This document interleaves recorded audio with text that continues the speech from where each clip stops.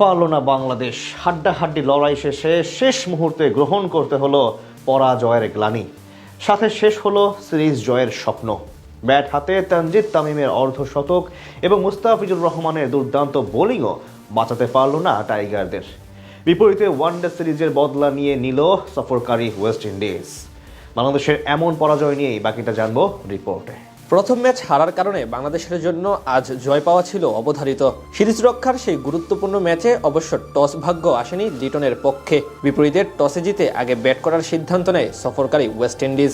বল হাতে টাইগারদের হয়ে ইনিংস শুরু করেন তানজিম হাসান সাকিব। তার প্রথম বলেই ক্যাচ মিস করেন লিটন। সে ওভারে আসে কেবল 1 রান। দ্বিতীয় ওভারে বল করতে এসে দলকে প্রথম সাফল্য এনে দেন তাসকিন আহমেদ। তার ফুলার লেন্থের ডেলিভারি মিড অফে ক্যাচ দিয়ে বিদায় নেন ব্র্যান্ডন কিং। প্রাথমিক ধাক্কা সামলে কাউন্টার অ্যাটাকে যান প্রতিপক্ষ দুই ডানহাতি ব্যাটার শাই হোপ এবং অ্যালিক অ্যাথনাজে। দুজন মিলে দারুণভাবে সামলাতে থাকেন টাইগার বোলারদের। পাওয়ার প্লেতে আর কোনো উইকেট না হারিয়ে 50 রান তোলে ওয়েস্ট ইন্ডিজ। নবম ওভারে রিশাদ হোসেনকে তুলোধুনো করে 15 রান তোলে এই দুই ব্যাটার।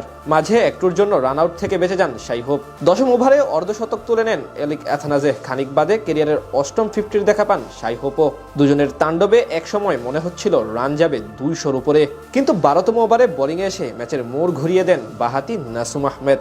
দ্বিতীয় ও তৃতীয় বলে পরপর 2 উইকেট নিয়ে হ্যাটট্রিকের সম্ভাবনা সৃষ্টি করেন তিনি, যেখানে বিদায় নেন অ্যালিক অ্যাথনাজে এবং রাদারফোর্ড। এরপর ধীরে ধীরে গতি কমতে থাকে তাদের রানের চাকার। 55 রান করা শাই হোপকে বিদায় করেন মুস্তাফিজুর রহমান। 15তম ওভারে অধিনায়ক রবমান পাওয়েলের উইকেট সহ জোড়া উইকেট শিকার করেন রিশাদ হোসেন। শেষ পর্যন্ত টাইগার বোলারদের নিয়ন্ত্রিত বোলিংয়ে 149 রান তুলতে পারে ওয়েস্ট ইন্ডিজ। বল হাতে 3 উইকেট নেন মুস্তাফিজুর রহমান।